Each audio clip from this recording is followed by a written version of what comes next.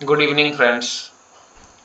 Actually अभी एक latest जानकारी मुझे आपको देनी है, जो मैं आपको कई दिन से सोच रहा था देने के लिए। अभी जो है इनकम टैक्स डिक्लेरेशन का फॉर्म आ गया है, जो कि आपको 10 तारीख तक देना था, लेकिन ये जानकारी पास ऑन करने में थोड़ा समय लग गया। तो अभी आप एनी हाउ 15 तारीख तक ये जानकारी आप मुझे प्रोवाइड कर सकते हैं। आपके साथ मैं एक फॉर्म शेयर करूँगा, और वो फॉर्म शेयर करने के लिए करते समय मैं आपको कुछ जानकारी दूंगा, तो वो जानकारी को आपको ध्यान में रखना है। पहली बात ये है कि अभी इस समय इस देश में दो टैक्स सिस्टम है, एक न्यू टैक्स सिस्टम है, एक ओल्ड टैक्स सिस्टम है। तो सबसे पहले तो मैं आपको ये बताना चाहता हूँ, जो लोग, हाँ उसके पहले एक चीज और मैं बता दूं कि सब लोगों को सरकार ने ऑटोमेटिकली खुद से ही नए टैक्स सिस्टम में डाल दिया है। अगर कोई डिक्लेरेशन नहीं देगा तो फिर वो नए टैक्स सिस्टम में ही रहेगा। तो मैं आपको बताना ये चाह रहा था कि जो लोग नए टैक्स सिस्टम में, मैं रिपीट करता हूं, जो लोग नए टैक्स सिस्टम में रहना चाहते हैं उनको कोई भी टैक्स डिक्लेरेशन फॉर्म भरने की जरूरत नहीं है। अभी मैं इस वीडियो के बाद आपके साथ जो फॉर्म शेयर करूंगा, अगर कोई कर्मचारी नए टैक्स सिस्टम में रहना चाहता है तो उसको कोई भी डिक्लेरेशन भरने की जरूरत नहीं है। दूसरा, अगर अगर अगर किसी ने 15 तारीख से पहले ये फॉर्म भर के नहीं दिया, इसका मतलब ये समझा जाएगा कि आप नए टैक्स सिस्टम में रहना चाहते हो। 15 तारीख के बाद कोई भी बदलाव नहीं किया जाएगा। 15 तारीख तक आपको ये टैक्स सिस्टम का जो फॉर्म है, ये जो टैक्स डिक्लेरेशन फॉर्म है, ये फॉर्म आपको भर के देना है। यदि कब भर के देना है? यदि आप पुराने टैक्स सिस्टम में जाना चाहते हैं, ओल्ड टैक्स रिजीम में यदि आप रहना चाहते हैं, तो आप इसको भर के दीजिए। और आपने जो सेविंग करने का प्लान किया है, या आप जो सेविंग कर रहे हैं, वो सेविंग इसमें भर के देनी है। यदि आप ओल्ड टैक्स रिजीम में रहना चाहते हैं, ओल्ड टैक्स सिस्टम में रहना चाहते हैं। यदि आप नए टैक्स सिस्टम में रहना चाहते हैं तो आपको कोई डिक्लेरेशन फॉर्म भरने की जरूरत नहीं है। सरकार ने सब लोगों को ऑटोमेटिकली नए टैक्स सिस्टम में डाल दिया है। तो यदि आप पुराने टैक्स सिस्टम में जाना चाहते हैं तो आपको ये फॉर्म मुझे 15 तारीख के पहले पहले भर के देना पड़ेगा। ये बात आपको ध्यान रखनी है। दूसरा, मुझे एक और जानकारी ये देनी है कि बहुत सारे लोग ये सोचते हैं कि जो चिल्ड्रन एजुकेशन अलाउंस गवर्नमेंट से हमें मिलता है वही हमको इसमें भर के देना होता है। ऐसा नहीं है। आपको इसमें क्या भर के देना है? आपको इसमें वो भर के देना है जो फीस आप पेड करते हैं स्कूल में। ठीक है। जैसे अभी गवर्नमेंट हमको 27,000 पेमेंट कर रही थी, तो बहुत सारे लोग क्या करते हैं कि इसमें 27,000 ही फिलअप कर देते हैं चिल्ड्रन एजुकेशन रिबेट के लिए।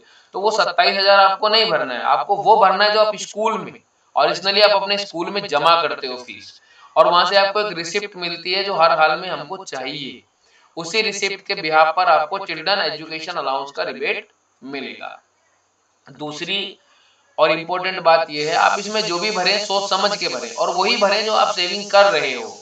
अगर उस सेविंग का प्रूफ यदि आपने 15 फरवरी तक जमा नहीं किया, तो फरवरी माह में आपकी सेविंग को जीरो कर दिया जाएगा, और जितना भी टैक्स बनेगा वो टैक्स आपसे काट लिया जाएगा। तो ये कुछ चीजें हैं जिनका आपको ध्यान रखना है। और ये फॉर्म जो मैं अभी आपके साथ शेयर भी करूंगा, वीडियो में मैं आपको दिखाऊंगा भी, वो आपको भर करके 15 तारीख के पहले किसी भी हाल में आपने जमा करना है। कोई बहाना नहीं चलेगा, छुट्टी गए हैं नहीं गए हैं क्या हो गया है। अगर आप छुट्टी गए हैं तो आप फार्म अपना भर के भिजवाइए, बाई पोस्ट भिजवाइए, किसी के हाथ भिजवाइए, चाहे जैसे मर्जी भिजवाइए, क्योंकि इस महीने आपका टैक्स नए या पुराने किसी न किसी सिस्टम से काटा जाएगा, कट जाएगा। इसीलिए मेरी आपसे गुजारिश है कि आप इसको जल्दी से जल्दी 15 तारीख से पहले किसी भी सूरत में आप ये मुझे भर करके दे देंगे। ठीक है। तो मैं अभी आपको एक फॉर्म जो है, वो फॉर्म जो आया है वो मैं फॉर्म आपके सामने ओपन कर रहा हूँ। ये वीडियो में आप देख सकते हैं। इसमें करना क्या है वो मैं आपको जरूर बताऊंगा। तो इसमें जो आपको करना है, करना ये है कि देखिए, आप ध्यान से देखिए, मैं थोड़ा कलर चेंज करता हूं। यहाँ पे एक तो आपको अपना नाम और एड्रेस, यहाँ पे यहाँ पे आपको अपना नेम और एड्रेस, ये दो चीज आपको यहाँ पे फिल करनी है। Permanent account number, pan card का नंबर, ध्यान से सुन लीजिएगा, पैन कार्ड का नंबर चाहिए। और ये देख रहे हैं अभी क्या लिखा है, ओल्ड रिजीम लिखा हुआ है यहाँ पे। तो आपको ओल्ड सिस्टम में यदि जाना है तभी आपको ये फॉर्म भर के देना है। यदि आपको नए सिस्टम में रहना है तो फॉर्म भरने की जरूरत नहीं है। यहाँ पे आप अपना एम्प्लॉय नंबर लिखेंगे, यहाँ पे आप अपना एम्प्लॉय नंबर लिख देंगे। ये एम्प्लॉय नंबर यहाँ पे रहेगा, यहाँ पे आपका नाम और एड्रेस रहेगा, यहाँ पे आपका पैन नंबर रहेगा, यहाँ पे फाइनेंशियल ईयर रहेगा 2024 और 2025। ये ध्यान देना है, यहाँ पे 2024-25 आपका ये रहेगा। उसके बाद आप देखिए कि उसके नीचे आप आएंगे तो यहाँ पे हाउस रेंट अलाउंस का डिक्लेरेशन देना है आपने। इसमें rent paid to the landlord कितना है वो लिखना है, आपके नेम ऑफ द लैंडलॉर्ड लिखना है, एड्रेस ऑफ द लैंडलॉर्ड भरना है, permanent account number of the landlord भरना है। Permanent account number shall be furnished if the aggregate rent paid during the previous year exceed 1 lakh rupees.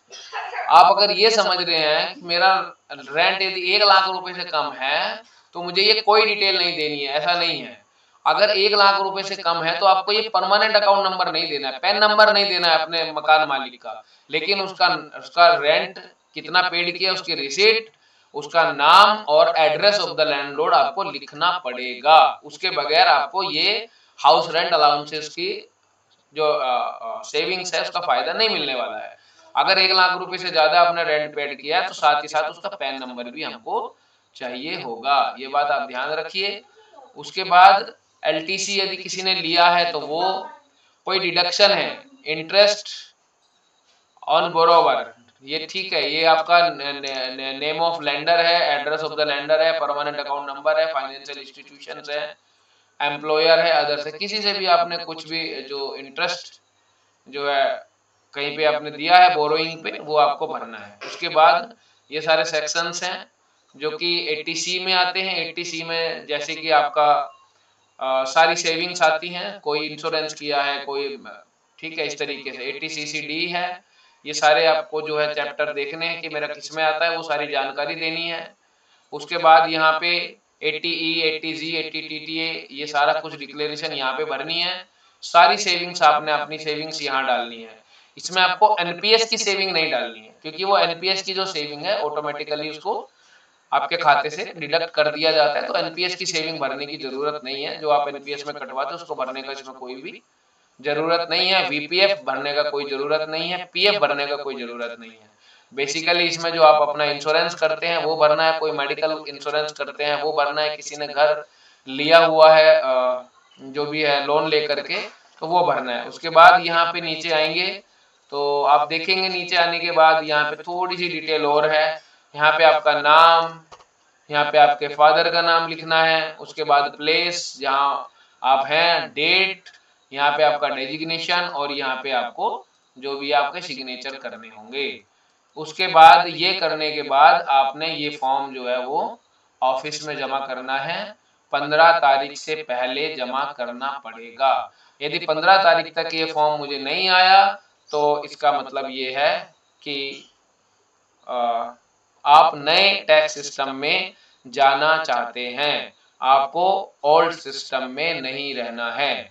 यदि old system में रहना है तो 15 तारीख के पहले पहले आपको ये फॉर्म जमा करके पूरा भर के मुझे जमा कराना है, तभी आपको ओल्ड टैक्स रिजीम का फायदा मिलेगा। अन्यथा आपको नए टैक्स रिजीम के हिसाब से जो भी टैक्स बनेगा वो अक्टूबर, नवंबर, दिसंबर, जनवरी, फरवरी 5 महीने में बराबर किस्तों में आपसे काट लिया जाएगा। उम्मीद करता हूँ ये जानकारी आपको पसंद आई होगी। धन्यवाद।